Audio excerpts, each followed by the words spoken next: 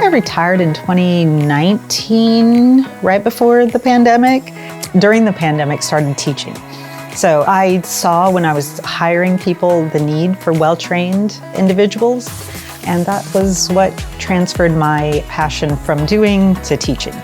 I have so much experience and I'm so happy to share it with the students. We have a hybrid program. They do all their online theory before they come in. The students are touching people.